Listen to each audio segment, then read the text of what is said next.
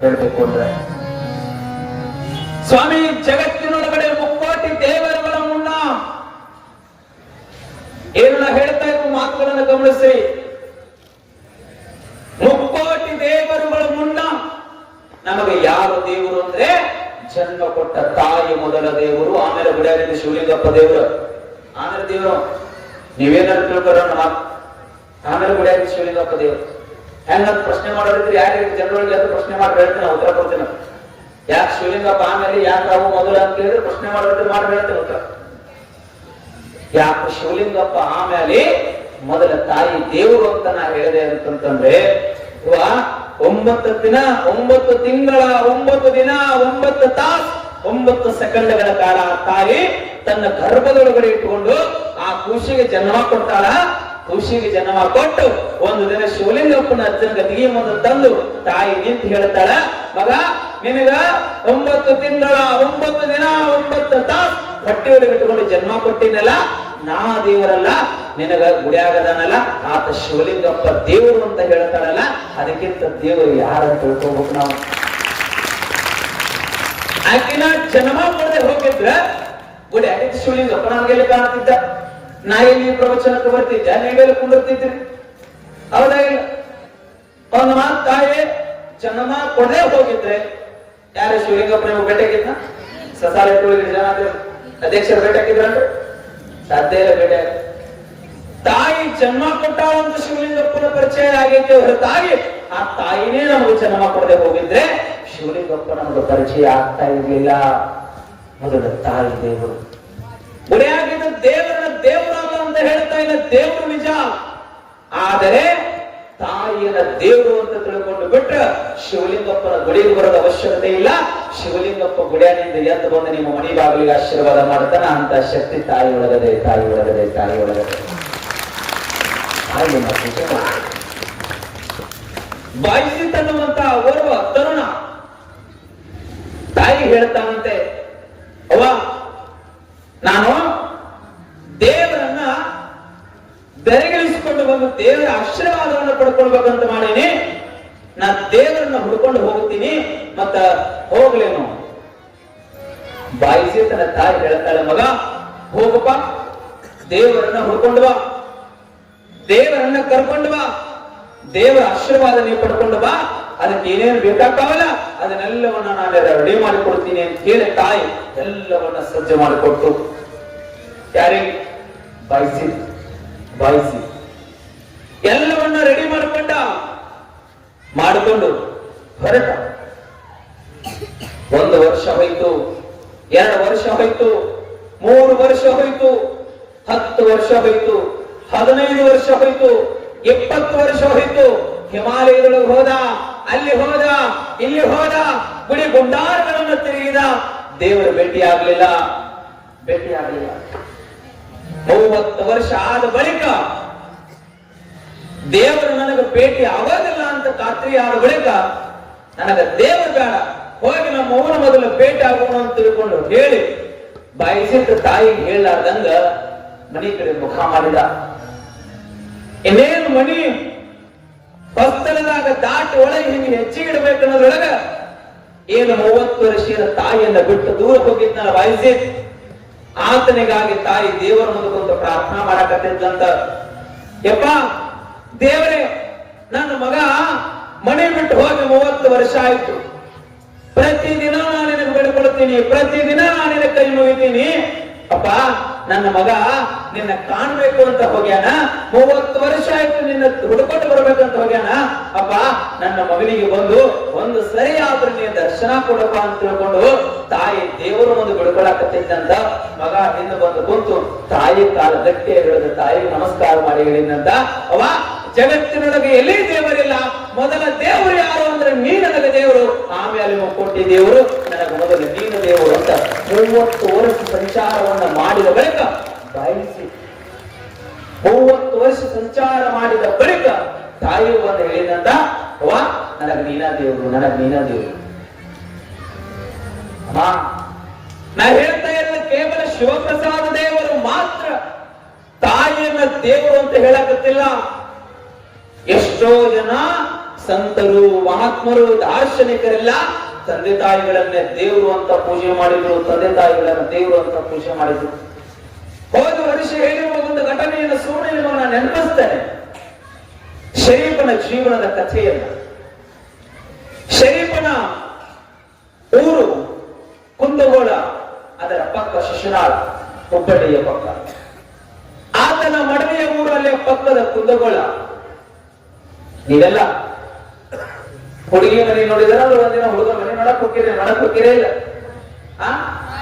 ನೋಡ್ ಬಂದ ಅವನ ಮನೆ ಎಷ್ಟು ಚಲೋ ಐತಿ, ಅವನ ಮನೆ ಮುಂದೆ ಎಷ್ಟು ಕಾರ್ ನಿಂತಾವ, ಅವನ ಮನೆ ಎಷ್ಟು ದೊಡ್ಡದೈತಿ.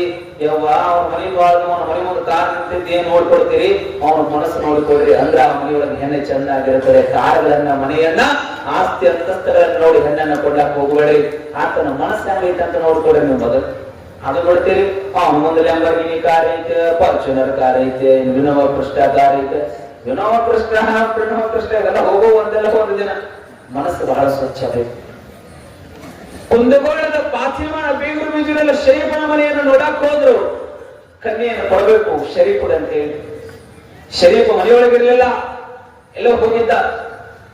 ಮನೆಯೊಳಗೆ ಅವ್ವ ಅಪ್ಪ ಇದ್ರು. ಬೀರನ್ನ ಕೇಳಕ್ ಯಾರೋ ಒಂದು ಮಾತು ಮುಂದೆ ಬರ್ಲಿಲ್ಲ. ಯಾವಾಗ ಬಂದಿರಿ ಅಂತ ಕೇಳಿಲ್ಲ, ನೀರು ಕುಡಿತೀರೇನಂತ ಕೇಳಿಲ್ಲ, ಆರಾಮದಿರೇನಂತ ಕೇಳಿಲ್ಲ. ಬೀಗರು ಬಂದು ಕುಂತು 1 ತಾಸು, 2 ತಾಸು, 3 ತಾಸು, 4 ತಾಸು ಆಯ್ತು. 4 ತಾಸು ಆದ ಬಳಿಕ ಶರೀಫ ಮನೆಗೆ ಬಂದ. ಮನೆಗೆ ಬಂದು ನಿಂತು ಬಡಸಾಲಿಯಾಗ ಬಂದು ನಿಂತು ಕೇಳುತ್ತಾನ, ಸ್ವಲ್ಪ ತಡೀರಿ, ನಮ್ಮ ಮಕ್ಕಾ ಮದಿನ ಹೋಗಿ ಬರಬೇಕು ಅಂದವ ಶರೀಫ. ಬೀಗರಂದ್ರು, ಹೊಚ್ಚುಗೊಟ್ಟಿ ನಿನ್ನ ಮನ್ಯಾಗ ಕುಂತ 4 ತಾಸು ಆಯ್ತು, ನಿನ್ನ ಕನ್ಯೆ ಕೊಡ್ಬೇಕಂತ ನಾವು ಬಂದೇವಿ. ನಿಮ್ಮ ಅವ್ವ ಅಪ್ಪ ಮನ್ಯಾಗಿದ್ರು ಸಹಿತ ಹೊರಗೆ ಬಂದು ಆರಾಮದಿರೇನಂತ ಕೇಳಿಲ್ಲ, ನೀರು ಕುಡಿದಿರೇನಂತ ಕೇಳಿಲ್ಲ, ಯಾವಾಗ ಬಂದಿರೇನಂತ ಕೇಳಿಲ್ಲ. ನೀನರೇ ಬಂದು ನಾವು ಆರಾಮದಿರೇನಂತ ಕೇಳತ್ತಿ ಅಂದ್ರ ನೀನು ಮಕ್ಕಾ ಮದಿನ ನೋಡಿ ಬರ್ತೀನಿ ಅನ್ನಕತ್ತೀಯಲ್ಲ. ಮಕ್ಕಾ ಮದಿನ ಏನ್ ಬಾಜು ಹೋದ, ಏನ್ ಬಾಜು ಮನಿನ ಹೋಗಾಕ 1 ತಿಂಗಳು ಬೇಕು, ಬರಾಕ 1 ತಿಂಗಳು ಬೇಕು. ಅಲ್ಲೋ ಶರೀಫ ಹಿಂಗ್ಯಾಕ್ ಮಾಡಕತ್ತಿ? ಇಲ್ಲ, ನಾ ಮಕ್ಕಾ ಮದಿನ ನೋಡ್ಕೊಂಡು ಬರ್ತೀನಿ, ಸ್ವಲ್ಪ ತಡೀರಿ. ಆಯ್ತರಿಪ್ಪ, ಏನಾರ ಮಾಡ್ಕೊಂಡು ಹೋಗಂತ ಹೇಳಿ ಶರೀಫ ಹಿಂಗ ಒಳಗೆ ಹೋಗಿ ಹೊರಗೆ ಬಂದು ನಿಂತ ಪ್ರಸಾದ ಬಂದು ನಿಂತು ಹೇಳ್ತಾನ, ನಾ ಮಕ್ಕಾ ಮದಿನ ನೋಡಿ ಬಂದೆ ಅಂತ ಶರೀಫ. ನಾ ಮಕ್ಕಾ ಮದಿನ ನೋಡಿ ಬಂದೆ ಅಂದ ಕಡೆ ಬೀಗರಿ ಕಾತೆ ತಿರುಗಿ ಹಾಪಾಗಿತ್ತು. ನಮ್ಮ ಕ್ಷೇತ್ರ, ಪವಿತ್ರ ಕ್ಷೇತ್ರ ಇರೋದು ಅಲ್ಲಿ, ಬಹು ದೂರದಲ್ಲಿ. ಹೋಗೋದಕ್ಕೆ 1 ತಿಂಗಳು ಬೇಕು, ಬರೋದಕ್ಕೆ 1 ತಿಂಗಳು ಬೇಕು. ಒಳಗೆ ಹೋಗಿ ಹೊರಗೆ ಬಂದು ನಿಂತನಾಕತ್ತಾನ, ಮಕ್ಕಾ ಮದಿನ ನೋಡಿ ಬಂದೆ ಅಂತನಾಕತ್ತಾನ. ಅಲ್ಲೋ ಶರೀಫ, ಹುಚ್ಚಿಗೆ ಚಿಡಿದತ್ತೇನೆ ಹಿಂಗಲಕ್ ಮಾಡಕತ್ತಿ. ಶರೀಫ್ ಬಹಳ ದೊಡ್ಡ ಕಿಮ್ಮತ್ತಿನ ಮಾತು ಹೇಳ್ತಾನ, ಹುಚ್ಚರ ನನಗೆ ಹುಚ್ಚಿಡಿದಿಲ್ಲ, ನಿಮಗ ಹುಚ್ಚಿಡದಂದ. ಏನು ನಿಮ್ಮ ಪಾಲಿಗೆ ದೂರದಲ್ಲಿರುವ ಮಕ್ಕಾ ಮದಿನ ನಿಮಗ ದೇವರಾದ್ರ, ನನಗ ಮಕ್ಕಾ ಮದಿನ ಯಾರು ಅಂತಂದ್ರ ನನಗ ಜನ್ಮ ಕೊಟ್ಟ ತಂದೆ ತಾಯಿಗಳೇ ನನ್ನ ಪಾಲಿಗೆ ಮಕ್ಕಾ ಮದಿನ ಅಂತ ಹೇಳಿದ ಶರೀಫ. ಮಕ್ಕಾ ಮದಿನ ಅಂತ ಹೇಳಿದ. ಅವರ ಪವಿತ್ರ ಕ್ಷೇತ್ರಕ್ಕೆ ತಂದೆ ತಾಯಿಗಳನ್ನು ಹೋಲಿಸಿದ ಮಗ ಶರೀಫ. ಭಗವಂತ ದೇವರು ಶರೀಫ ಅಂತವನೇ ತಾಯಿಯನ್ನ ಮಕ್ಕಾ ಮದಿನ ಹೋಲಿಸಿದ ಶರೀಫ. ಮಹಾತ್ಮ ದೊಡ್ಡ ಶಿವಯೋಗಿ. ಆತನ ತೇರನ್ನ ಲಕ್ಷ ಜನ ಇವತ್ತ ತೇರಿದ್ದಾರ. ಅಂತ ಮಹಾತ್ಮ ತಂದೆ ತಾಯಿಗಳನ್ನ ದೇವರು ಅಂತ ಹೇಳಿದ ಶಿವಪ್ರಸಾದ್ ದೇವರಲ್ಲ. ನಾವೆಲ್ಲ ಇವತ್ತು ಜನ್ಮ ಕೊಟ್ಟ ತಂದೆ ತಾಯಿಗಳನ್ನ ನಾವು ದೇವರು ಅಂತ ತಿಳಿದ್ರು, ನಾವು ದೇವ ಅಂತ ತಿಳ್ಕೊಳ್ಳಕತ್ತೇವೆ. ಕರೆ ಸತ್ಯ. ಭಗವಾನ್ ಶಂಕರಾಚಾರ್ಯ ಹೆಸರನ್ನು ಎಷ್ಟು ಜನ ಕೇಳಿರಿ? ಕೈ ಎತ್ತಿರ ನೋಡೋಣ. ಭಗವಾನ್ ಶಂಕರಾಚಾರ್ಯ ಹೆಸರು ಬಹುಶಃ 6ನೇತೆ 7ನೇತೆ ಅದು ಪಾಠ ಇತ್ತು ನಮಗೆ. ಇತ್ತಲ್ಲ? ಐತೆ ಈಗೋ ಇದ್ದ ಇಲ್ಲ? ಮತ್ತೆ ಈಗ ಫೋನ್ ಹಾಕತ್ತಾವ ಅಲ್ಲ, ಇಲ್ಲ ಹಾಕತ್ತೆ ಅರ್ಧ ಹಿಂಗ ಅರ್ಧ ಹಂಗ. ಬಟ್ಟೆ ಇರ್ಲಿ ಬಿಡ್ಲಿ ಇತ್ತು ಪಾಠ. ಅವರ ಹೆಸರನ್ನ ಎಲ್ಲರೂ ಕೇಳಿದ್ದೀವಿ. ದೊಡ್ಡ ವೀರು, ಪರ್ವತದ ಸನ್ಯಾಸ. ಅವರ ಜೀವನದೊಳಗೊಂದು ಘಟನಾ ನಡೀತದೆ. ಭಗವಾನ್ ಶಂಕರಾಚಾರ್ಯ ಜೀವನದೊಳಗೆ ಆ ಮನೆಯಿಂದ ಸುಮಾರು 1-1.5 ಕಿಲೋಮೀಟರ್ ದೂರದಲ್ಲಿ ಹರಿತಕ್ಕಂತಹ ಒಂದು ನದಿ. ಆ ನದಿ ಹೆಸರು ಚೂರ್ಣಾ ನದಿ. ಏನು ಆ ನದಿ ಹೆಸರು? ಚೂರ್ಣಾ ನದಿ. ತಾಯಿ ಪ್ರತಿದಿನ ಬಟ್ಟೆ ತೊಳೆಯೋದಕ್ಕಂತ ನದಿಗೆ ಹೋಗಿ ಹೊಳೆ ಬರ್ತಿದ್ದು. ಒಂದು ದಿನ ಭಗವಾನ್ ಶಂಕರಾಚಾರ್ಯರು ತಾಯಿ ಜೊತೆಗೆ ಹೋಗಬೇಕು ಅಂತ ಹೇಳಿ ತಾಯಿ ಹಿಂದೆಯಿಂದ ಹೊಂಟ ಭಗವಾನ್ ಶಂಕರಾಚಾರ್ಯ ಹೋಗ್ಬೇಕಾದ್ರ ತಾಯಿ ಏನು ಮಾಡ್ತಾ ಇದ್ರು ಅಂದ್ರ 1.5 ಕಿಲೋಮೀಟರ್ ನದಿ ಬಹಳ ದೂರ ಇತ್ತು, ನಡೆಯೋದಕ್ಕೆ ಆಗ್ತಾ ಇರ್ಲಿಲ್ಲ, ಮೊಣಕಾಲು ನೋವಿತ್ತು. ಅಲ್ಲಲ್ಲಿಗೆ ಕುಳಿತುಕೊಂಡು ಹೋಗಿ ಬಟ್ಟೆ ತೊಳ್ಕೊಂಡು ಮನೆಗೆ ಬಂದ ತಕ್ಷಣ ಭಗವಾನ್ ಶಂಕರಾಚಾರ್ಯ ಕೇಳುತ್ತಾನೆ, ಅವ ನದಿಗೇನೋ ಬಟ್ಟೆ ತೊಳೆಯೋದಕ್ಕಂತ ಹೋದಿ ನಿಜ, ಆ ನದಿಗೆ ಹೋಗಬೇಕಾದ್ರ ಅಲ್ಲಲ್ಲಿಗೆ ಕುಳಿತುಕೊಂಡು ಹೊಂಟಿದ್ದೆಲ್ಲ ಯಾಕ ಮಗ? ನದಿ ಮನೆಯಿಂದ ಬಹಳ ದೂರ ಅದ, 1.5 ಕಿಲೋಮೀಟರ್ ದೂರ ಅದ, ನನಗೆ ನಡೆಯೋದಕ್ಕೆ ಆಗ್ತಾ ಇಲ್ಲ. ಅಷ್ಟು ದೂರ ನಡಿಬೇಕು ಅಂದ್ರೆ ನನಗೆ ಕಾಲ ನೋವು ಆಗ್ತದ. ಹಾಗಾಗಿ ಅಲ್ಲಲ್ಲಿಗೆ ಕುಳಿತುಕೊಂಡು ಹೋಗಿ ನಾ ಬಟ್ಟೆ ತೊಳ್ಕೊಂಡು ಬರ್ತೀನಿ. ಭಗವಾನ್ ಶಂಕರಾಚಾರ್ಯ ತಾಯಿ ಹೇಳ್ತಾನೆ, ತಾಯಿಯ ನೋವನ್ನ ಕಂಡು, ಅವ್ವ ಇನ್ನು ಮೇಲಿಂದ ಯಾವುದೇ ಕಾರಣಕ್ಕೂ ನೀ ನದಿಗೆ ಹೋಗ್ಬೇಡ, ಬಟ್ಟೆ ತೊಳಿಬೇಡ. ಅಲ್ಲಿ ಮಗ ನದಿ ಹೋಗ್ಲಿಲ್ಲ ಅಂದ್ರೆ ಬಟ್ಟೆ ತೊಳೆಯೋರಾರು, ನಿಮಗೆ ತೊಳೆದು ಕೊಡೋರಾರು, ನೀವೇನ್ ಮಾಡ್ತೀವಿ ಅಮ್ಮ, ನೀ ಏನಾದ್ರೂ ಮಾಡು, ಆದ್ರೆ ಇನ್ನು ಮೇಲಿಂದ ನದಿಗೆ ಹೋಗ್ಬೇಡ. ಭಗವಾನ್ ಶಂಕರಾಚಾರ್ಯ ತಾಯಿಯ ನೋವನ್ನ ಕಂಡು 1.5 ಕಿಲೋಮೀಟರ್ ದೂರದಲ್ಲಿ ಹರಿತಕ್ಕಂತಹ ಚೂರ್ಣಾ ನದಿಯನ್ನ ತಾಯಿಗಾಗಿ ಮನೆ ಮುಂದೆ ಹರಿಸಿದಾತ ಭಗವಾನ್ ಶಂಕರಾಚಾರ್ಯ. ಮನೆ ಮುಂದೆ ಹರಿಸಿದ. ನಿಮ್ಮ ಮಕ್ಕಳು ಒಂದು ಕೊಡ ನೀರು ತಗೊಂಡ ಬಂದ್ರೆ ಆ ಕೊಡ ನಿಮ್ಮ ಮಕ್ಕಳು ಹೋದ್ರು ಅಕ್ಕವ ಇಲ್ಲ ನಗ ಕತ್ತೀರಿ ಅಂದ್ರೆ ಪಕ್ಕ ನಿಮ್ಮ ಮನೆಯಾಗ ಆಗೈತೆ ಅಂತ ತಿಳ್ಕೋಬೇಕು ನಾವು. ಹೌದಪ್ಪ. ತಾಯಿಯ ನೋವನ್ನ ಕಂಡು ಸ್ವಾಮಿ 1.5 ಕಿಲೋಮೀಟರ್ ಚೂರ್ಣಾ ನದಿಯನ್ನ ತಾಯಿಗಾಗಿ ಮನೆ ಮುಂದೆ ಹರಿಸಿದಾತ ಸಾಮಾನ್ಯರ ವ್ಯಕ್ತಿ ಅಲ್ಲ. ಶಿವಯೋಗದ ತುತ್ತ ತುದಿಯಲ್ಲಿ ಪರಂಪರೆಗೆ ನಾಂದಿಯನ್ನು ಹಾಡಿರ್ತಕ್ಕಂತಹ ಭಗವಾನ್ ಶಂಕರಾಚಾರ್ಯ ತಾಯಿಗಾಗಿ 1.5 ಕಿಲೋಮೀಟರ್ ನದಿಯನ್ನ ಮನೆ ಮುಂದೆ ಹರಿಸಿದ. ಅಮ್ಮ, ತಂದೆ ತಾಯಿಗಳನ್ನು ನೋಯಿಸ್ಲಿಕ್ಕೆ ಹೋಗ್ಬೇಡ್ರಿ. ತಂದೆ ತಾಯಿಗಳು ಮಕ್ಕಳೇ ಶಿವ ಅಂತ ತಿಳ್ಕೊಂಡು ಜೋಪಾನ ಮಾಡ್ತವ. ತಾಯಿ 10 ಮಕ್ಕಳಿಗೆ ಜನ್ಮ ಕೊಟ್ಟ 10 ಮಕ್ಕಳಿಗೂ ಸಹಿತ ಹೊಸ ಬಟ್ಟೆನ ಹಾಕ್ತಾಳ, ಹೊಸ ಚೊನ್ನಾನ ಹಾಕ್ತಾಳ, ಬಿಸಿ ಅನ್ನನ ಉಣಿಸ್ತಾಳ. ಹೌದಲ್ಲ? 10 ಮಕ್ಕಳಿಗೆ ಹೊಸ ಅಂಗಿನ ಹಾಕ್ತಾಳ, ಹೊಸ ಚೊನ್ನಾನ ಕೊಡಿಸ್ತಾಳ, ಬಿಸಿ ಅನ್ನನ ತುತ್ತು ಮಾಡಿ ಉಣಿಸ್ತಾಳ. ದೊಡ್ಡವಾದ ಮೇಲೆ ಆ 10 ಮಕ್ಕಳು ತಾಯಿ ಒಂದು ಚಲೋ ಸಿರಿ ಕೊಡಿಸೋದಿಲ್ಲ, ತಾಯಿಗೆ ಒಂದು ತುತ್ತು ಬಿಸಿ ಅನ್ನ ಹಾಕೋದಿಲ್ಲ. ಮನ್ಯಾಗ ಒಂದು ಸಸಿ ಹೇಳ್ತಾಳ, ಅಲ್ಲೇ ಅಡಿಗೆ ಮನ್ಯಾಗ ಅಡಿಸಿದ ಅನ್ನದ ನಿಮ್ ಮಗು ಉಣ್ತಿದ್ರ ಉಣ್ಣ ಅಂತ ಹೇಳು, ಬಿಡ್ತಿದ್ರ ಏನಂತಾಳ? ಬಿಡು ಅಂತಾಳ. ಎಷ್ಟು ನೋವಲ್ಲ. ಆ ತಾಯಿ 10 ಮಕ್ಕಳನ್ನ ಜೋಪಾನ ಮಾಡ್ತಾಳ. ಆ 10 ಮಕ್ಕಳು ದೊಡ್ಡವಾದ ಮೇಲೆ ಒಬ್ಬ ತಂದೆ ತಾಯಿಗಳನ್ನ ಜೋಪಾನ ಮಾಡಕ ಅಳ್ತಾವ. ಬಹಳ ಜನ ಮಕ್ಕಳೆಲ್ಲ ಜಗಳಾಡಕತ್ತಿದ್ರಂತ. ತಂದೆ ತಾಯಿಗಳ ಆಸ್ತಿ ಬಹಳ ಗಳಿಸಿಟ್ಟಾಗ, ಆ ಹೊಲ ನನಗ ಬೇಕು, ಈ ಮನಿ ನನಗ ಬೇಕು, ಆ ಮನಿ ನನಗ ಬೇಕು, ಈ ಹೊಲ ನನಗ ಬೇಕು, ಈ ಕಾರು ನನಗ ಬೇಕು ಅಂತ ಜಗಳಾಡಕತ್ತಿದ್ರಂತ. ಕೊನೆಗೆಲ್ಲ ಹಿರಿಯರ ಪಾಲ ಮಾಡಿ ಆಸ್ತಿ ಬೇಕು ಅಂದಾಗ ಎಷ್ಟು ಜನ ಬಾಯ ಮಾಡಕತ್ತಿದ್ರಲ್ಲ, ಹಿರಿಯರೆಲ್ಲ ಸೇರಿ ಒಂದು ಮಾತಂದ್ರಂತ, ನೋಡಪ್ಪ ಆಸ್ತಿ ಅಂತ ಪಾಲಾಯ್ತು, ಮತ್ತ ಅವ್ವ ಅಪ್ಪನ ಯಾರ ಕಡೆ ಇಟ್ಕೊಂತೀರಿ ಅಂದ್ರೆ ಒಬ್ಬ ಮಗ ಮುಂದೆ ಬಂದು ನಾ ಇಟ್ಕೊಂತೀನಿ ಅಂತ ಹೇಳಿಲ್ಲ ಅಂತ ಅನಿಸ್ತದ. ನೀವು ಜನ್ಮ ಕೊಟ್ಟ ಮಕ್ಕಳೇ ನಿಮ್ಮನ್ನ ಮನೆ ಒಳಗೆ ಇಟ್ಕೊಂಡು ಜೋಪಾನ ಮಾಡೋದಿಲ್ಲ. ತಂದೆ ತಾಯಿಗಳು ಎಷ್ಟು ಕಷ್ಟದಿಂದ ಬೆಳೆಸಿರ್ತಾರೆ ಅಂದ್ರೆ ಮಕ್ಕಳನ್ನ. ಒಬ್ಬ ತಾಯಿ ಒಂದು ಕೂಸಿಗೆ ಜನ್ಮ ಕೊಡ್ತಾಳೆ. ಗಂಡ ಕೂಸಿಗೆ ಜನ್ಮ ಕೊಟ್ಟ 1 ವರ್ಷದಲ್ಲಿ ತೀರ್ಕೊಂಡು ಬಿಡ್ತಾನೆ. ಆ ತಾಯಿ ಬಹಳ ಕಡುಬಡತನದ ಮನೆತನ. ಮನೆಯೊಳಗ ಆ ಕೂಸಿಗೆ ಏನಾರ ತಂದು ಒಂದು ಹೊಸ ಅಂಗಿ ಹೊಸ ಚೊನ್ನ ಕೊಡಿಸ್ಬೇಕಂದ್ರೆ ಇನ್ನೊಬ್ಬರ ಮನೆಯೊಳಗೆ ಮುಸ್ರಿ ತೊಳೆದು ಬಂದ ಆ ಹಣದಿಂದ ಆ ಅನ್ನದಿಂದ ಕೂಸಿಗೆ ಊಟ ಮಾಡಿಸ್ತಿದ್ಲ. ಅಷ್ಟು ಬಡತನ ಮನೆತನ, ಬಹಳ ಕಡುಬಡತನ ಮನೆತನ. ತಾಯಿ ಎಷ್ಟೇ ಕಷ್ಟ ನನಗಾಗ್ಲಿ, ಆದ್ರೆ ನನ್ನ ಮಗನಿಗೆ ಮಾತ್ರ ಕಷ್ಟ ಆಗೋದು ಬೇಡ ಅಂತ ಹೇಳಿ ಆ ಕೂಸನ್ನ ಬಹಳ ಚೆನ್ನಾಗಿ ಜೋಪಾನ ಮಾಡಿದ್ದು. ಆ ಕೂಸನ್ನ ಒಂದು ದೊಡ್ಡ ಶಾಲೆಗೆ ಹೋಗಿ ಹಾಕ್ತಾಳೆ. ನನ್ನ ಮಗ ಬಹಳ ದೊಡ್ಡ ಜ್ಞಾನಿ ಆಗ್ಬೇಕು, ನನ್ನ ಮಗ ಬಹಳ ಚೆನ್ನಾಗಿ ಓದ್ಬೇಕು, ನನ್ನ ಮಗ 10 ಜನರ ಮಧ್ಯದಲ್ಲಿ ನಿಂತು ಮಾತನಾಡಬೇಕು, ನನ್ನ ಮಗ ಬಹಳ ದೊಡ್ಡ ಹುದ್ದೆಗೆ ಆಯ್ಕೆ ಆಗ್ಬೇಕು ಅಂತ ಹೇಳಿ ತಾಯಿ ತನ್ನೆಲ್ಲ ನೋವುಗಳನ್ನ ಬದಿಗಿಟ್ಟು ತಾನು ಇನ್ನೊಬ್ಬರ ಮನೆಯೊಳಗೆ ಮುಸುರಿ ತೊಳೆದು ಬಂದ ಹಣದಿಂದ ಮಗನನ್ನ ಒಂದು ದೊಡ್ಡ ಶಾಲೆಗೆ ಹಾಕ್ತಾಳೆ. ಪ್ರತಿದಿನ ತಾಯಿ ಮಗನನ್ನ ಶಾಲೆಗೆ ಬಿಡೋದಕ್ಕೆ ಹೋಗೋದು. ಶಾಲೆ ಟೈಮ್ ಆಯ್ತಂದ್ರೆ ಎಲ್ಲ ಕೆಲಸವನ್ನು ಬಿಟ್ಟು ಶಾಲೆಗೆ ಹೋಗೋದು ಬಂದು ಮಗನನ್ನ ಮನೆಗೆ ಕರ್ಕೊಂಡು ಹೋಗೋದು. ಒಂದು ದಿನ ಆ ಶಾಲೆ ಒಳಗ ಆತನ ಸ್ನೇಹಿತರೆಲ್ಲ ಕಾಡ್ಸೋದಕ್ಕ ಪ್ರಾರಂಭ ಮಾಡಿದ್ರಂತ. ಇವ ಕುಟ್ಟಿ ಮಗ ಅದನ, ಕುಟ್ಟಿ ಮಗ ಅದನ, ಕುಟ್ಟಿ ಮಗ ಅದನ. ಆ ತಾಯಿಗೆ ಒಂದು ಕಣ್ಣಿರಲಿಲ್ಲ. ಕುಟ್ಟಿ ಮಗ ಅದನ, ಕುಟ್ಟಿ ಮಗ ಅದನ ಅಂತ ಕಾಡ್ಸಿದ್ರೆ ಮಗ ಶಾಲೆಯನ್ನು ಅರ್ಧದಲ್ಲೇ ಬಿಟ್ಟು ಮನೆಗೆ ಓಡಿ ಬಂದ ತಾಯಿ ಹೇಳ್ತಾನೆ, ಅವ್ವ ಇನ್ನು ಮೇಲಿಂದ ನೀ ಶಾಲೆಗೆ ನನ್ನನ್ನು ಬಿಡೋದಕ್ಕೆ ಬರಕ್ ಹೋಗಬೇಡ. ಆಯ್ತು ಹೇಳ್ತಾರೆ, ಮಗ ಯಾಕೆ ಏನಾಯ್ತು? ನೋಡು, ನಿನಗೊಂದು ಕಣ್ಣಿಲ್ಲ, ನೀರೇ ಕುಂಟೇದಿ, ನಾನು ಶಾಲೆ ಒಳಗೆಲ್ಲ ಕುಟ್ಟಿ ಮಗ ಅಂತ ಕರೆಯಕತ್ತಾರ. ಇವತ್ತಿನಿಂದ ನೀ ಸಾಯು ಮಠ ನನ್ನ ಮುಖ ತೋರಿಸ್ಬೇಡ ಅಂತ ಹೇಳಿದ ಸಣ್ಣ ಕೂಸು ಮಗ. ಮಗ ಮುಖ ತೋರಿಸ್ಬೇಡ ನಾನು.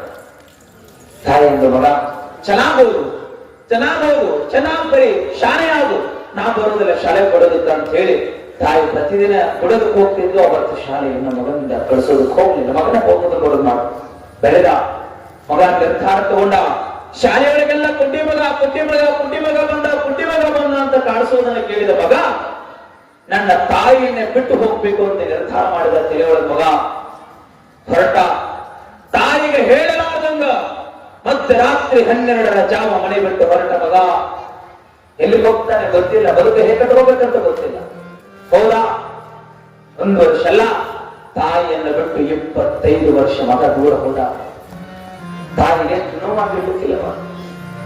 ಒಂದೇ ಒಂದು ಕೂಸು.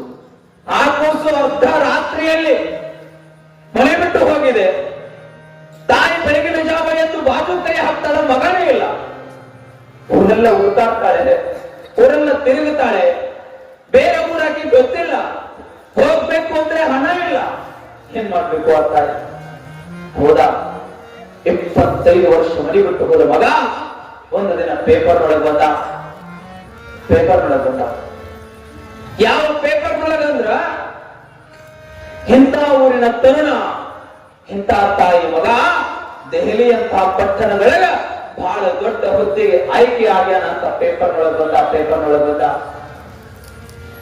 ಆ ಪೇಪರ್ನ ಅವತ್ತಿನ ದಿನದಲ್ಲಿ ಬಹುಶಃ ಗೌಡರ ಮನೆಯೊಳಗೆ ಮಾತ್ರ ಪೇಪರ್ಗಳನ್ನ ಓದ್ತಾ ಇದ್ರು, ಪತ್ರಿಕೆಗಳನ್ನ ಓದ್ತಾ ಇದ್ರು. ಬಡವರ ಮನೆಯಲ್ಲಿ ಪೇಪರ್ಗಳನ್ನು ತೆಗೆದುಕೊಳ್ತಾ ಇರಲಿಲ್ಲ. ಗೌಡ ಆ ತಾಯಿ ಮನೆಯೊಳಗೆ ಮುಸ್ರಿ ತೊಳೆಯೋದಕ್ಕೆ ಹೋಗಿದ್ಲು. ಗೌಡ ಪೇಪರ್ ಓದಾಕತ್ತಿದ್ದ. ಅಯ್ಯೋ, ನಮ್ಮೂರನ ಹುಡುಗ ಇಂಥ ತಾಯಿ ಮಗ ಅಂತ ದೆಹಲಿ ಒಳಗೆ ಬಹಳ ದೊಡ್ಡ ಹೊತ್ತಿಗೆ ಆಯ್ಕೆ ಆಗ್ಯಾನಂತ. ಯಾರ ಮಗ ಏನು ನಮ್ಮ ಊರಿಗೆ ಹೆಸರು ತಂದಾನ ಅಂತ ಗೌಡ ಹಿಂಗೆ ಓದಬೇಕಾದ್ರೆ ಆ ಶಬ್ದಗಳನ್ನ ಕೇಳಿದ ತಾಯಿ ಮುಸ್ರಿ ತೊಳೆಯುವುದನ್ನ ಬಿಟ್ಟ ಗೌಡನ ಮುಂದೆ ಓಡೋಡು ಬಂದು ನಿಲ್ತಾಳ. ಯಪ್ಪ ಏನೋ ಓದಿದಲ್ಲೋ ಯಪ್ಪ, ಇನ್ನೊಂದ್ಸರಿ ಓದು ಕೇಳ್ಬೇಕಲ್ಲ. ಎಬಡವನ್ ಏನ್ ಕೇಳ್ತಿ?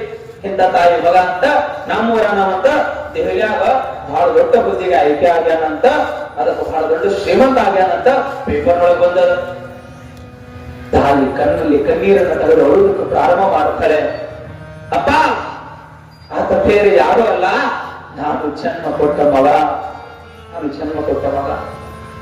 ನನ್ನ ಮನೆಯನ್ನ ಕೇವಲ ನನಗೊಂದು ಕಣ್ಣ ಇಲ್ಲ ಅಂತ ತಿಳ್ಕೊಂಡು ಹೇಳಿ ಮತ್ತೆ ರಾತ್ರಿ 12 ಗಂಟೆಗೆ ನನ್ನ ಮನೆ ಬಿಟ್ಟು ಹೋದ ಮಗ ಇವತ್ತು ದೆಹಲಿ ಒಳಗೆ ಬಹಳ ದೊಡ್ಡ ಹುದ್ದೆಗೆ ಆಯ್ಕೆ ಆಗ್ಯಾನ.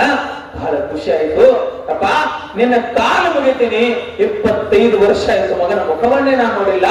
ಒಂದೇ ಒಂದ್ ಸಾರಿ ನನ್ನ ದೆಹಲಿಗೆ ಕಳಿಸ್ಕೊಡ್ತೀಯಾ ಅಂತ ಕೇಳಿತು ಹಣ್ಣಾದ ಮುದುಕಿ. ದೆಹಲಿ ಅಂದ್ರೆ ಗೊತ್ತಿಲ್ಲ, ದೆಹಲಿ ಶಹರ ಅಂದ್ರೆ ಗೊತ್ತಿಲ್ಲ, ತನ್ನೂರು ಬಿಟ್ಟು ಪಕ್ಕದ ಹಳ್ಳಿಗೆ ಹೋಗಿ ಆ ಮುದುಕಿ ಗೊತ್ತಿಲ್ಲ. ಏನ್ ಮಾಡ್ಬೇಕು?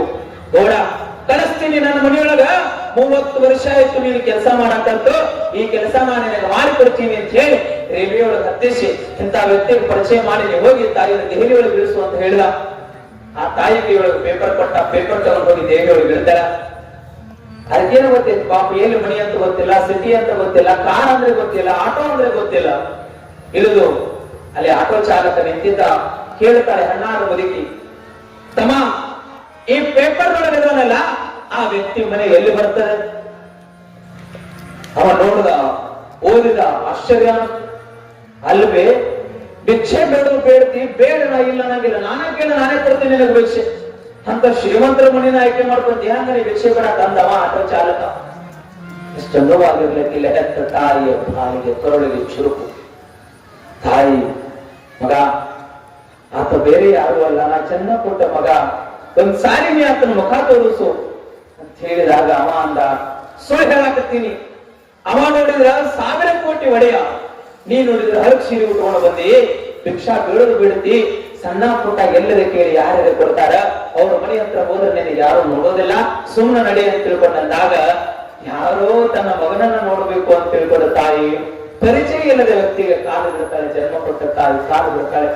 ಅಪ್ಪಾ ನೀ ಏನಾದ್ರು ಮಾಡು, ಏನಾದ್ರು ತಿಳ್ಕೊ, ಆತನ ಜನ್ಮ ಕೊಟ್ಟ ಮಗ ಒಂದೇ ಒಂದ್ಸಾರಿ ನನ್ನ ಮುಖ ತೋರಿಸ್ಬಿಡು. ತಾಯಿ ಆ ನೋವನ್ನ ಕೇಳಿದ ವ್ಯಕ್ತಿ, ಆಯ್ತು ಅವ್ರ ಮನೆತನ ನಾನು ಬಿಡೋದಕ್ಕೆ ಆಗೋದಿಲ್ಲ, ಆ ದೂರ ಬಿಡ್ತೀನಿ, ಅವ್ರ ಮನೆ ತೋರಿಸ್ತೀನಿ, ಹೋಗೋದು ಬಿಡೋದು ನಿನ್ನ ಧರ್ಮ, ನಿನ್ನ ಕರ್ಮ. ಆಯ್ತು ಹೇಳ್ದ, ಮನೆ ಹತ್ರ ಹೋಗಿ ನಿಲ್ತಾಳೆ. ಕಂಪೌಂಡ್ ವಾಚ್ಮನ್ಗಳೆಲ್ಲ ನಿಂತಿದ್ರು, ಪೊಲೀಸರೆಲ್ಲ ಸೆಕ್ಯೂರಿಟಿ ಆಗಿ ನಿಂತಿದ್ರು, ಮನೆ ಮುಂದೆಲ್ಲ 4-5 ಎಸ್ಕಾರ್ಟ್ಗಳು ನಿಂತಿದ್ರು, ಪೊಲೀಸರು ನಿಂತಿದ್ರು. ಆ ತಾಯಿ ಕೇಳ್ತಾಳೆ, ಅಪ್ಪ ಈ ಪೇಪರ್ ನೊಳಗದಾನಲ್ಲ ಆತ ಎಲ್ಲ ನಾನು ಸ್ವಲ್ಪ ಕರಿತೀರಿ. ಏ ಮುದುಕಿ, ಭಿಕ್ಷೆ ಬೇಡ ಬೇಡು, ನಾ ಕೊಡುದಿಲ್ಲ ಅನ್ನಂಗಿಲ್ಲ, ನಾನೇ ಕೊಡ್ತೀನಿ, ನಮ್ಮ ಸೌಕರ್ಯ ಹಾಕೊಂಡ್ ಭಿಕ್ಷೆ ಕೊಡ್ಬೇಕು. ಯಪ್ಪ ನಾ ಭಿಕ್ಷೆ ಬಿಡಕ್ ಬಂದಿಲ್ಲಪ್ಪ, ಅವ್ರನ್ನ ನೋಡಿ ಹೋಗಾಕ್ ಬಂದೀನಿ, ಒಂದ್ ಸಾರಿ ನನಗೆ ಅವ್ರ ಮುಖ ತೋರಿಸು. ಒಂದೇ ಸಾರಿ ತಾಯಿ ಹೇಳೋದಕ್ಕೆ ಪ್ರಾರಂಭ ಮಾಡ್ತಾಳೆ. ವಾಚ್ಮನ್ ಅಂತ ಆಗೋದಿಲ್ಲ, ನಡಿ ನಡಿ ಬೈದ ಕಳಿಸಿದ. ತಾಯಿ ಹೋಗ್ಲಿಲ್ಲ, ಅಲ್ಲೇ ನಿಂತು. ಮಗ ಗಾರ್ಡನ್ ಒಳಗೆ ಪೇಪರ್ ಓದಾಕತ್ತಿದ್ದ. ಕೇಳ್ತಾನೆ, ಏ ವಾಚ್ಮನ್ ಯಾಕೆ ಭಯ ಮಾಡಕತ್ತ? ಸರ್, ಯಾವುದೋ ಒಬ್ಬ ಮುದುಕಿ ಹರಕ್ ಸೀರೆ ಉಟ್ಕೊಂಡು ಬಂದಾಳ, ನಿಮ್ಮನ್ನ ಭೇಟಿ ಹಾಕ್ಬೇಕನ್ನಾಗತ್ತಾಳ. ಯಾರಕ್ಕೆ ಅಂತ ತಿಳ್ಕೊಂಡು ಬರೋದ್ರೊಳಗ ಮಗನಿಗೆ ಗೊತ್ತಾಯ್ತು ಈಕೆ ನನ್ನ ತಾಯಿ ಅಂತ. ತಾಯಿಗೆ ಗೊತ್ತಾಯ್ತು ಈಕೆನೇ ನನ್ನ ಮಗ ಅಂತ. ತಾಯಿ ಅಳೋದಕ್ಕೂ ಪ್ರಾರಂಭ ಮಾಡಿದ್ರು, ಮಗ ಮಾತ್ರ ಒಂದು ಹನಿ ಕನ್ನ ನೀರು ಹಾಕ್ಲಿಲ್ಲ. ಇಷ್ಟು ದುರ್ದೈವಲ್ಲ ನಮ್ಮ ಪರಿಸ್ಥಿತಿ. ಒಳಗ ಮಡದಿ ಹೆಂಡತಿ ಕೂಗ್ತಾಳ, ರೀ ಯಾವುದೋ ಭಿಕ್ಷಕ ಜೊತೆ ಮಾತಾಡ್ಕೊಂತ ನಿಂತಿರಲ್ಲ, ಮಕ್ಕಳು ಸ್ಕೂಲಿಗೆ ಹೊಂಟಾವ, ನಿಮ್ ಜೊತೆ ಮಾತಾಡ್ಬೇಕನ್ನಾಗತ್ತವ, ಆ ಭಿಕ್ಷಕ ಜೊತೆ ನಿಂತು ಏನ್ ಮಾತಾಡಕತ್ತೀರಿ, ಒಳಗ್ ಬಳಿ ಅಂತ ಕರೆದರು. ಯಾರು? ಹೆಂಡತಿ. ಈ ಮಗ ಹೆಂಡತಿ ನಮ್ಮವ್ವ ಅದಾಳ ಅಂತ ಹೇಳಿರ್ಲಿಲ್ಲ. ನಮ್ಮವ್ವನ ಈ ಆಕಾರದಾಗ ನೋಡಿಬಿಟ್ರ ಎಲ್ಲ ನಾನು ಹೆಂಡತಿ ಬಿಟ್ಟು ಹೋಗುತ್ತಾಳ ಅಂತ ಹೆಂಡತಿಗೆ ಹೇಳಿದ್ದ ಮಗ ನಮ್ಮವ್ವ ಸತ್ತಾಳ. ಇದ್ದ ತಾಯಿಯನ್ನ ಸತ್ತಾಳ ಅಂತ ಹೇಳುವುದಕ್ಕಾಗಿ ಹೇಗೆ ಬಂತು ಆ ಮಗನಿಗೆ ಆ ಮಾತು ಅಂತ ಗೊತ್ತಾಗ್ಲಿಲ್ಲ. ಈಗಲೇ ನನ್ನ ತಾಯಿ ಅಂತ ಹೇಳಿಬಿಟ್ರೆ ನಾನು ಹೆಂಡತಿಯಲ್ಲಿ ಬಿಟ್ಟು ಹೋಗ್ತಾಳ ಅಂತ ಹೇಳಿ ಹೆಂಡತಿಯ ಪ್ರೀತಿಗೆ ಮನಸ್ಸೋತ ಗಂಡ ಹೆತ್ತ ತಾಯಿಯ ಕುತ್ತಿಗೆ ಕೈಯನ್ನ ಹಾಕಿ ತಳ್ಳಿಬಿಟ್ಟ ಕಡಿ ನೀನು ಅಂತ ಹೇಳಿ ಕಣ್ಣೀರನ್ನ ಹಾಕ್ತಾ ಹಾಕ್ತಾ ತಾಯಿ ತನ್ನ ಊರಿಗೆ ಬರ್ತಾಳೆ. ಮಗ ಆ 7 ತಿಂಗಳ ಆಡುಗಳಿಗೆ ಯಾವುದೋ ಒಂದು ಕೆಲಸದ ನಿಮಿತ್ತವಾಗಿ ತನ್ನ ಊರಿನ ಮೇಲೆ ಹೋಗ್ಬೇಕಾಗಿತ್ತು. ಈ ಊರೊಳಗೆ ನಾವು ಹೋಗಲ್ಲ ಅಂತ ತಿಳ್ಕೊಂಡು ಹೇಳಿ ನೆನಪಾಗಿ ಹೋಗುತ್ತಾನ. ಸಣ್ಣ ಗುಡಿಸಲು ಮಳೆಯಾಗಿತ್ತು, ಆ ಗುಡಿಸಲೆಲ್ಲ ಸೋರ್ತಾ ಇತ್ತು, ಬಾಗ್ಲ ತೆಗೆದಿತ್ತು. ಕೂಗುತ್ತಾನ, ಕರೀತಾನ, ಆ ಮನೆಯೊಳಗೆ ಬರೋದಕ್ಕೆ ತಾಯಿ ಇರ್ಲಿಲ್ಲ. ಮನೆಯೊಳಗೆಲ್ಲ ಬೋಗಾಣಿಗಳ ತಲೆಗೆ ಬಿದ್ದಿದ್ದು, ಹೆಕ್ಕನಗಳೆಲ್ಲ ಮನೆಯೊಳಗೆ ಓಡಾಡಕತ್ತಿದ್ದು, ಇನಗಳೆಲ್ಲ ಆಡಾಡಕತ್ತಿದ್ದು. ಬಾಜು ಮನೆಯೊಳಗ ಕದಾ ಬಡದು ಕೇಳ್ತಾನ, ಅಮ್ಮ ಈ ಮನೆಯೊಳಗೆ ಒಬ್ಬ ತಾಯಿ ಇದ್ದಲ್ಲ ಎಲ್ಲಿ ಹೋಗ್ಯಾಳ?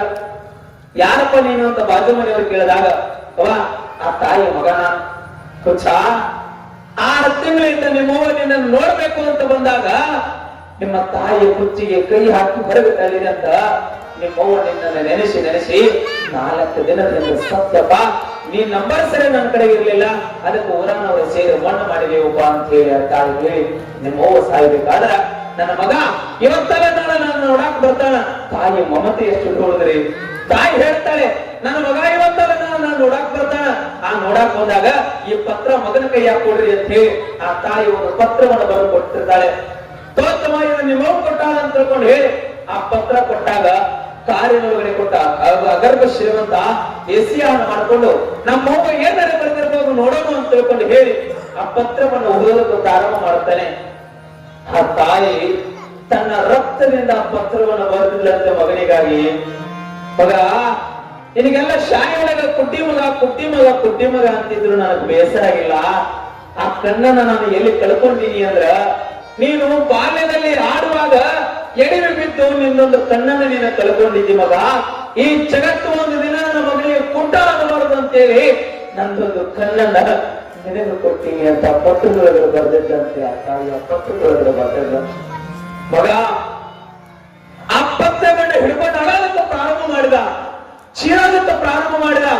ಅವ ನಾನ್ ತಪ್ಪು ಮಾಡೀನಿ, ನಂದು ಕ್ಷಮಾ ಆಗ್ಯದ, ಹಳ್ಳ ಬಾ ಅಂತಂದ. ಆ ತಾಯಿ ಬರೋದಕ್ಕೆ ಭೂಮಿ ಮೇಲೆ ಇರ್ಲಿಲ್ಲ.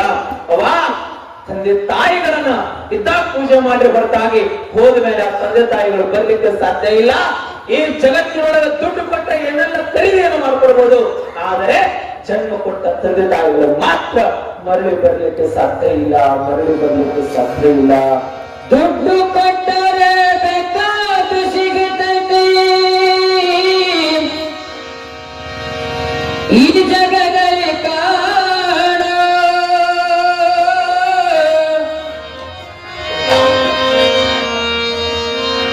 ಹಣದ ತಾಯಿಯನ್ನು ಕಳೆಕೊಂಡ ಮೇಲೆ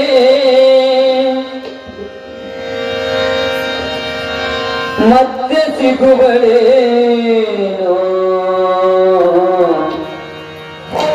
ತಮ್ಮ ಮರಳಿ ಬರುವಳೇನೋ, ತಮ್ಮ ಮರಳಿ ಬರುವಳೇನೋ.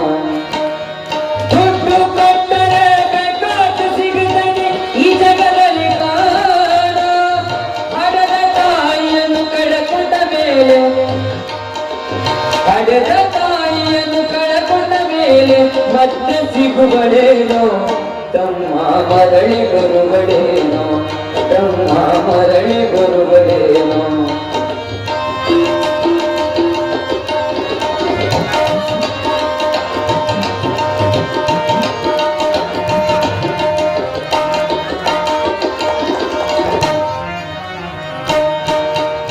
ಒಂಬತ್ತು ತಿಂಗಳ ಸಂಕಟ ನೀಡಿ ಹೊಟ್ಟಾಗ ಬೆಳೆದಲ್ಲೋ, ಹುಟ್ಟಿ ಬರುವನ ಜೀವಕ್ಕೆ ಎಷ್ಟು ಕಷ್ಟ ಕೊಟ್ಟಿಯಲ್ಲೋ.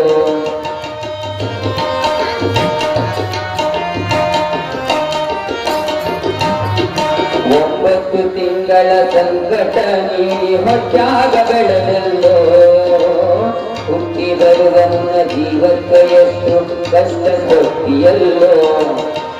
ತಾನು ಕೊರಗಿನ ಕೋಣ ಬೆಳೆಸಿದಂಗ ಬೆಳೆಸಿ ಬಿಟ್ಟಳಲ್ಲೋ,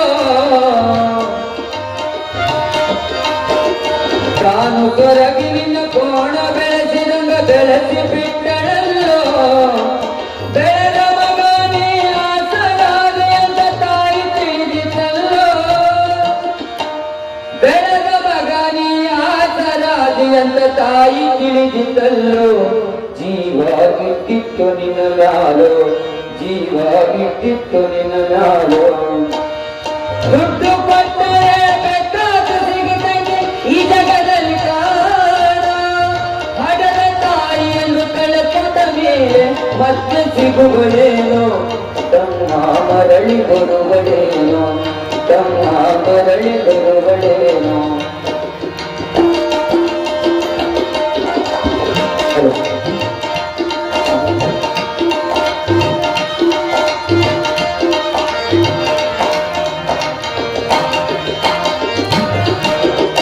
ನಾಲೆ ಮಾಡಿ ಶಾಲೆ ಕಲಿಸಿದಳು ಜಾಣನಾಗಲೆಂದ, ಚಿನ್ನದಂತ ಒಂದು ಹೆಣ್ಣು ತೆಗೆದಳು ನಿನ್ನ ಮಗುವಿಗಂತ. ಸಾಲ ಶೂಲ ಮಾಡಿ ಮದುವೆ ಮಾಡಿದಳು ಬಳ್ಳಿ ಹಬ್ಬಲಂತ, ಸಾಲ ಶೂಲ ಮಾಡಿ ಮದುವೆ ಮಾಡಿದಳು ಬಳ್ಳಿ ಹಬ್ಬಲಂತ. ಮುಪ್ಪಾನ ಮುದುಕಿ ಏನೇನ ಕನಸು ಕಟ್ಟುಕೊಂಡು ಕುಂತಿದ್ದ, ಮುಪ್ಪಾನ ಮುದುಕಿ ಏನೇನ ಕನಸು ಕಟ್ಟುಕೊಂಡು ಕುಂತಿದ್ದ. ಕನಸು ಕನಸಾಗಿ ಹೋದ, ಕನಸು ಕನಸಾಗಿ ಹೋದ. ದುಡ್ಡು ಕೊಟ್ಟರೆ ಬೇಕಾದ ಸಿಗುತ್ತದೆ ಈ ಜಗದಲ್ಲಿ ಕಾಣ, ಹಣದ ತಾಯಿಯನ್ನು ಕಳೆಕೊಂಡ ಮೇಲೆ ಮತ್ತೆ ಸಿಗುವಳೇನೋ, ತಮ್ಮ ಮರಳಿ ಬರುವಳೇನೋ, ತಮ್ಮ ಮರಳಿ ಬರುವಳೇನೋ.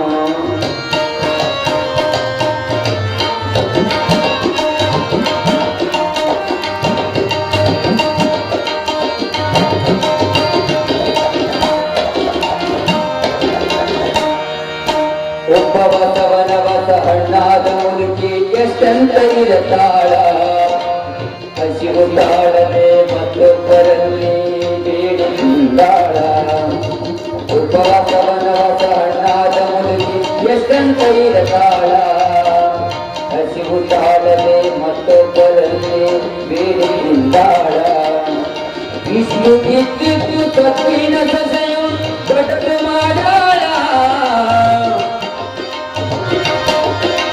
ಬಿಸಿಲು ಇದ್ದಿದ್ದು ತಪ್ಪಿನ ಸಸೆಯು ದೊಡ್ಡದು ಮಾಡಾಳ ಅವಮನದ ಮಗದ ಹಡದ ತಾಯಿಗೆ ಹೊರಗ ಹಾಕತಾಳ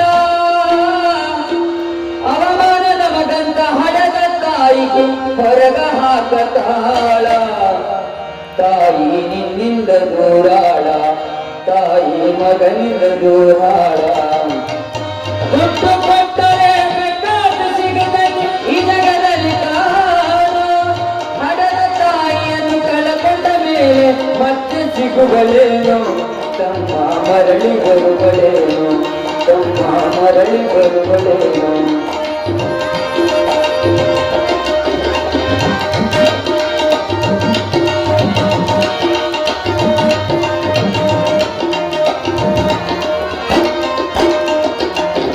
ಮಗ ಇದ್ದರೂ ಹಳೆದ ತಾಯಿಯು ಪರದೇಶಿಯಾಗೋದು ಅಲ್ಲಿ ಭಿಕ್ಷೆಯ ಬೇಡಿ ದಿನಗಳ ಕಳ್ತಾಳು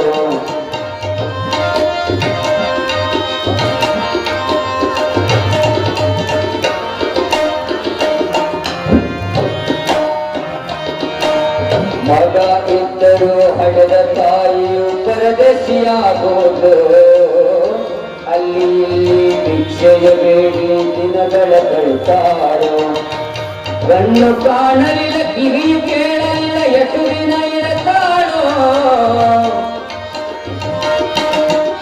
ಗಣ್ಣು ಕಾಣಲಿಲ್ಲ ಕಿವಿಯು ಕೇಳಲಿಲ್ಲ ಎಷ್ಟು ದಿನ ಇರತಾಳೋ ನನ್ನ ಮಗನಿಗೆ ಚೆನ್ನಾಗಿಡು ಅಂತ ದೇವರಿಗೆ ಬೇಡ ನನ್ನ ಮಗನಿಗೆ ಚೆನ್ನಾಗಿ ಇಡುವಂತ ದೇವರಿಗೆ ಬೇಡಾಳು ತಾಯಿ ಹಾಜಾಗ ಸತ್ತಾಳು ತಾಯಿ ಬೀಜಾಗ ಸತ್ತಾಳು ದುಡ್ಡು ಕೊಟ್ಟರೆ ಬೇಕಾದ ಸಿಗದೆ ಈ ಜಗದಲ್ಲಿ ಕಾಣ ಹಡದ ತಾಯಿಯನ್ನು ಕಳಕೊಂಡ ಮೇಲೆ ಮತ್ತೆ ಸಿಗುವಳೇನು ತಮ್ಮ ಮರಳಿ ಬರುವಳೇನು ತಮ್ಮ ಮರಳಿ ಬರುವಳೇನು ತಮ್ಮ ಮರಳಿ ಬರುವಳೇನು ತಮ್ಮ ಮರಳಿ ಬರುವಳೇನು ಮರಳಿ ಬರುವಳೇನು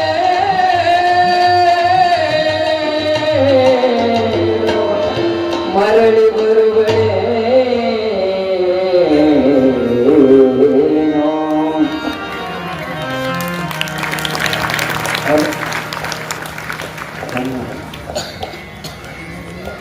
ಈ ಜಗತ್ತಿನೊಳಗಡೆ ದುಡ್ಡು ಕೊಟ್ಟರೆ ಇದೆಲ್ಲ ಸಿಗುತ್ತದೆ ಜನ್ಮ ಕೊಟ್ಟ ತಂದೆ ತಾಯಿಗಳು ಮಾತ್ರ ಮರಳಿ ಸಿಗಲಿಕ್ಕೆ ಸಾಧ್ಯ ಇಲ್ಲ ತಂದೆ ತಾಯಿಗಳು ತಾಯಿ ಮಾತ್ರ ತಾಯಿ ಆಗ್ತಾಳೆ ಹೊರತಾಗಿ ಮಲತಾಯಿ ಸಹಿತ ತಾಯಿ ಆಗ್ಲಿಕ್ಕೆ ಸಾಧ್ಯ ಇಲ್ಲ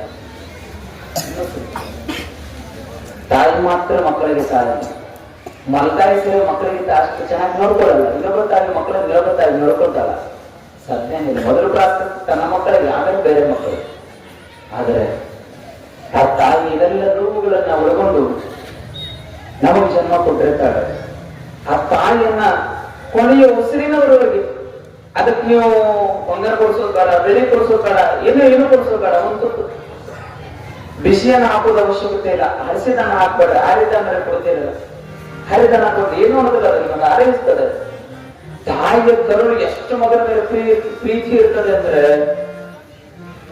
ತನ್ನ ಮಡಲು ಹೇಳಿದಂತ ಗಂಡನಗ ರೇ ಏನೆಲ್ಲ ಕೊಟ್ಟಿರಿ ನನಗ ನನ್ನ ಮೇಲೆ ಎಷ್ಟು ಪ್ರೀತಿ ಇದೆ ಅಂತ ತೋರ್ಸಾಕತ್ತೀರಿ ನನಗೆ ನೀವು ತಾಯಿ ಕರಳಬೇಕು ಅಂತ ಕೇಳಿದಂತ ಅಕ್ಕಿಯಪ್ಪ ಸೊಸೆಯರು ನನಗೆ ನಿಮ್ಮ ಮಗನ ಕರಳಬೇಕು ಅಂತ ಕೇಳಿದಾಗ ಹುಚ್ಚು ಪ್ರೀತಿಗೆ ಮನಸ್ಸೊತ್ತ ಮಗ ಹುಚ್ಚಿ ಅದೇನು ನಮ್ಮವ್ ರಾತ್ರಿ ಮಕ್ಕಳಿ ಹೊಟ್ಟೆಗೆ ಚಾಕು ಹಾಕಿ ನಾ ಕರಡ ತಗೊಂಡು ಬರ್ತೀನಿ ಅಂದ ಈ ಮಗ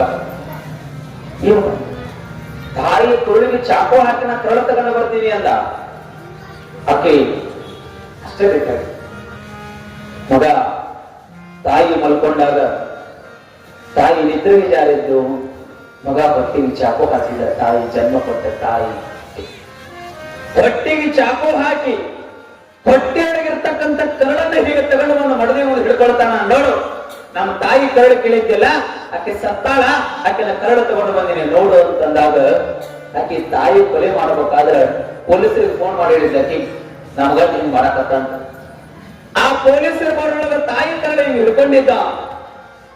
ಪೊಲೀಸರು ತಾಯಿಯನ್ನೇ ಕೊಂದಿ ಅಂತ ತಿಳ್ಕೊಂಡು ಹೇಳಿ ಹೊಡೆದು ಎಳ್ಕೊಂಡು ಹೋಗ್ಬೇಕಾದ್ರ, ಮಗ ಪೊಲೀಸರು ಎಳ್ಕೊಂಡು ಹೋಗ್ಬೇಕಾದ್ರೆ ಕೈಯೊಳಗೆ ಹಿಂಗ್ ಕರಳು ಹಿಡ್ಕೊಂಡು ಎಡಿ ಹಿಂಗ ಬಿದ್ದ. ಪೊಲೀಸರು ಎಳ್ಕೊಂಡು ಹೋಗ್ಬೇಕಾದ್ರ ಹಿಂಗೆ ಎಡಿವಿ ಬಿದ್ದಗಳೇ ಆ ಕೈ ಒಳಗಿರತಕ್ಕಂಥ ಕರಳು ಮುಂದೆ ಹೋಗಿ ಬಿಡುತ್ತದ. ಆ ಕರು ಕೇಳುತ್ತದಂತೆ ಮಗನಿಗೆ, ಪಾಪ ಏನಾರ ನೋವು ಮಾಡಿದ್ದೇನು ಅಂತ. ಆ ಕರಡು ಬಿದ್ದ ಕರಡು ಮಗನಿಗೆ ಕೇಳುತ್ತದಂತೆ, ಪೊಲೀಸರಿಗೆ ಹೇಳುತ್ತದಂತೆ, ಸರ್ ನನ್ ಮಗ ಏನೂ ತಪ್ಪು ಮಾಡಿಲ್ಲ, ನನ್ ಮಗನಿಗೆ ಹೊಡಿಬೇಡ ಅಂತ ತಿಳ್ಕೊಂಡು ತಾಯಿಯ ಕರು ಹೇಳುತ್ತದೆ. ಸತ್ತ ಬಳಿಕ ನೋಡಿದ್ರು ಸಹಿತ ತಾಯಿ ಎಷ್ಟು ಪ್ರೀತಿ ಇಟ್ಟಿರ್ತಾರೆ ಸ್ವಾಮಿ ಮಕ್ಕಳ ಮೇಲೆ. ಅಂತಹ ಮಕ್ಕಳು ತೀರ್ಥಯಾತ್ರೆಯನ್ನು ನಾವು ಮಾಡ್ತೇವೆ. ಅದಕ್ಕಾಗಿ ದಾಸರು ಬರೀತಾರೆ, ಮಾತಾ ಪಿತರನ್ನು ಬಳಲಿಸುವ ಮಗ ಯಾತ್ರೆಯ ಮಾಡಿದರೇನು ಫಲ. ಅವ್ವ ಅಪ್ಪನ ಊಟ ಕೊಡ್ಲಾರ್ದಂಗ ಅವ್ವ ಅಪ್ಪನ ಹೊರಗಾಕಿ ತೀರ್ಥ ಯಾತ್ರೆಗಳನ್ನು ನೀನು ಮಾಡಿದ್ರ ದೇವರು ಒಲಿತಾನಂತ ತಿಳ್ಕೊಂಡು ಏನು? ದೇವರು ಒಲಿಲಿಕ್ಕೆ ಸಾಧ್ಯ ಇಲ್ಲ. ಅವ್ವ ಅಪ್ಪನ ಒತ್ತು ಹೊರಗೆ ಹಾಕಿ ಕಾಶಿ ಒಳಗೆ ಹೋಗಿ ಗಂಗಾ ನದಿಯೊಳಗೆ ಮುಳುಗಿ ವಿಶ್ವನಾಥನ ದರ್ಶನ ತಗೊಂಡು ಬಂದ್ರೆ ನಿಮಗೆ ಶಾಪನೇ ತಡ್ತದೆ ಹೊರತಾಗಿ ಪುಣ್ಯ ತಟ್ಟಲಿಕ್ಕೆ ಸಾಧ್ಯ ಇಲ್ಲ, ಪುಣ್ಯ ತಟ್ಟಲಿಕ್ಕೆ ಸಾಧ್ಯ ಇಲ್ಲ. ಯಾರು ತಂದೆ ತಾಯಿಗಳ ಮನಸ್ಸನ್ನು ನೋಯಿಸಿ ತೀರ್ಥ ಯಾತ್ರೆಗಳನ್ನ ಮಾಡ್ತೀರಿ, ಇದು ಫಲವಿಲ್ಲ, ವ್ಯರ್ಥ ವ್ಯರ್ಥ ವ್ಯರ್ಥ. ತೀರ್ಥಯಾತ್ರೆ ಮಾಡೋದನ್ನ ಬಿಡಿ, ತಂದೆ ತಾಯಿಗಳಿಗೆ ನಮಸ್ಕಾರ ಮಾಡಿ ನೋಡ್ರಿ. ಕಾಶಿ ಒಳಗಿದ್ದ ವಿಶ್ವನಾಥ ನಿಮ್ಮ ಮನೆ ಬಾಗಿಲಿಗೆ ಬಂದು ಆಶೀರ್ವಾದ ಮಾಡ್ತಾನೆ, ನಿಮ್ಮ ಮನೆ ಬಾಗಿಲಿಗೆ ಬಂದು ಆಶೀರ್ವಾದ ಮಾಡ್ತಾನೆ. ಇಂಥ ಶಕ್ತಿ ತಾಯಿಯ ಪಾದದೊಳಗಡೆ ಪಾದದಾಗ. ಹಾಗಾಗಿ ಬಹಳ ಜನ ಕಣ್ಣಾಗ ನೀರು ಹಾಕಿದ್ರಿ, ನನ್ ಕಣ್ಣಾಗ ನೀರು ಹಾಕ್ಸಿದ್ದಕ್ಕಾಗಿ ಸ್ವಾರಿ ಕೇಳ್ತೇನೆ. ನಮ್ಗೆ ಅನಿವಾರ್ಯ ನಾನು ಹೇಳ್ಬೇಕಾಗಿತ್ತು. ಇಲ್ಲೆಲ್ಲ ಸಣ್ಣ ಸಣ್ಣ ಮಕ್ಕಳಾಗತ್ತೆ, ಬಹಳ ನೋವು ಅನಿಸ್ತದೆ ನನಗೆ.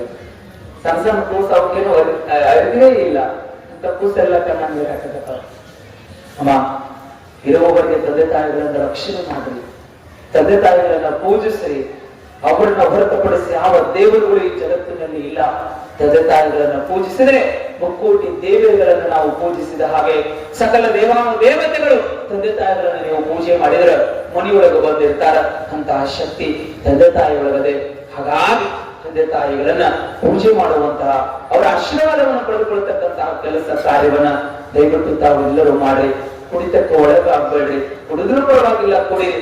ಎಷ್ಟು ಕುಡೀರಿ ಅಂತಂದ್ರೆ, ದಿನ ಕುಡಿಯೋರಿದ್ರೆ ವಾರದಾಗ ಒಮ್ಮೆ ಕುಡೀರಿ. ಅಜೋರು ಕುಡಿ ಅಂತ ಹೇಳ ತಿಳ್ಕೊಂಡು ಮಾತಾಡ ಸ್ಟಾರ್ಟ್ ಮಾಡಿ, ಬಿಡ್ತಾ ಬಿಡ್ತಾ ಹೋಗ್ರಿ. ದಿನ ಕುಡಿಯೋರು ವಾರಕ್ಕೊಮ್ಮೆ ಕುಡೀರಿ, ವಾರಕ್ಕೊಮ್ಮೆ ಕುಡಿಯೋರು 15 ದಿನಕ್ಕೊಮ್ಮೆ ಕುಡೀರಿ, 15 ದಿನಕ್ಕೊಮ್ಮೆ ಕುಡಿಯೋರು ತಿಂಗಳಿಗೊಮ್ಮೆ ಕೊಡ್ರಿ, ತಿಂಗಳಿಗೊಮ್ಮೆ ಕೊಡೋರು ವರ್ಷಕ್ಕೊಮ್ಮೆ ಕೊಡ್ರಿ, ವರ್ಷಕ್ಕೊಮ್ಮೆ ಕುಡಿಯೋರು ಜೀವನದ ಉದ್ದಗಲಕ್ಕೂ ಬಿಟ್ಟೇ ಬಿಡ್ರಿ ಅಂತಕ್ಕಂತಹ ಮಾತುಗಳನ್ನ ಈ ವೇದಿಕೆಯ ಮೂಲಕವಾಗಿ ಹೇಳ್ತಾರೆ. ಬಿಡ್ರಿ. ಈ ಚಪ್ಪರ ಹೊಡಿದ್ರೆ ಮತ್ತೆ ಅಂಗಡಿಗೆ ಹೋಗುದ, ಇಲ್ಲಿ ಹೊಡಿದ್ರು ಅಲ್ಲಿ ಅಂಗಡಿಗೆ ಹೋಗುದು. ದಯವಿಟ್ಟು ಮಾಡ್ಲಿಕ್ಕೆ ಹೋಗ್ಬಾರ್ದು. ಅದರಿಂದ ನಿಮ್ ಶರೀರ ಹಾಳಾಗ್ತದೆ. ನಿಮ್ ಶರೀರ ಉದ್ದಾರವಾಗಿದ್ರೆ ನೀವು ಕುಡ್ರಿ, ನಾ ಬೇಡ ಅನ್ನೋದಿಲ್ಲ. ಅದ್ರೆ ನಮ್ ಶರೀರ ಬಹಳ ಬಲಿಷ್ಠವಾಗಿರ್ತದೆ ಅನ್ನುವಂಥವ್ರು ಯಾರಾದ್ರೂ ಇದ್ರೆ ಕುಡೀರಿ. ನಾ ಕುಡಿಯೋರು, ನೀವು ಕುಡೀರಿ, ನಾ ಬೇಡ ಅಂತ ಇಲ್ಲ. ಅದು ನನ್ನ ಜೀವನ.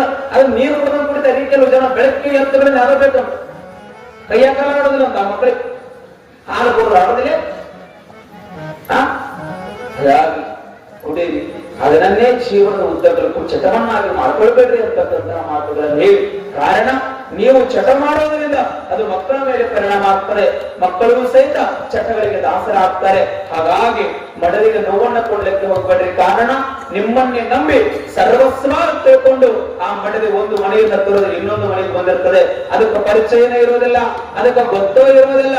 ನೋಡ್ರಿ, ನೀವು ನೋಡ್ರಿ, ನೆನ್ನೆಷ್ಟು ಗಟ್ಟಿ ಅಂತಂದ್ರೆ ಎಷ್ಟು ಚಲೋ ಅಂತಂದ್ರೆ ನಿಮ್ಮನ್ನ ನೋಡಾಕು 100 ಜನ ಬಂದಿರ್ತಾರೆ. ಹೌದಾ? ನಿಮ್ಮನ್ನ ನೋಡಾಕು 100 ಜನ ಬಂದಿರ್ತಾರೆ.